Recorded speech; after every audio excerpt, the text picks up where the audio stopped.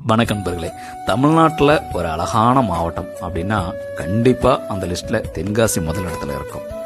ஏன்னா ஒரு மாவட்டத்தில் ஒரு சில இடம் அழகாக இருக்கும், ஆனால் ஒரு மாவட்டமே அழகாக இருக்குது அப்படின்னா கண்டிப்பாக தென்காசி தாங்க.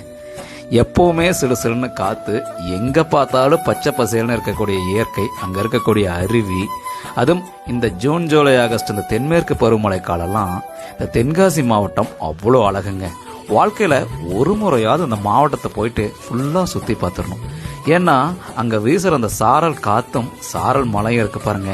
இந்த தென்காசி சாரலை அனுபவிக்கிறதுக்குன்னு தனியாக ஒரு வாழ்க்கையே வேணுங்க. அந்த அளவுக்கு அழகான ஊருங்க. நீங்கள் கண்டிப்பாக வாழ்க்கையில் ஒரு முறையாவது தென்காசி விசிட் பண்ணிடுங்க. அதுலேயும் குற்றாலம் மட்டும் இல்லைங்க, அங்கே இருக்கக்கூடிய அடைவினர் டேமாக இருக்கட்டும், அங்கே இருக்கக்கூடிய குண்டார் டேம் அப்படின்னு சொல்லிட்டு உள்ளே ஏகப்பட்ட இடம் இருக்குங்க. எல்லா இடமுமே அவ்வளோ அழகுங்க. அதனால தான் சொல்கிறேன், ஒரு மாவட்டமே சொர்க்கத்தில் இருக்குது அப்படின்னா அது கண்டிப்பாக தென்காசி.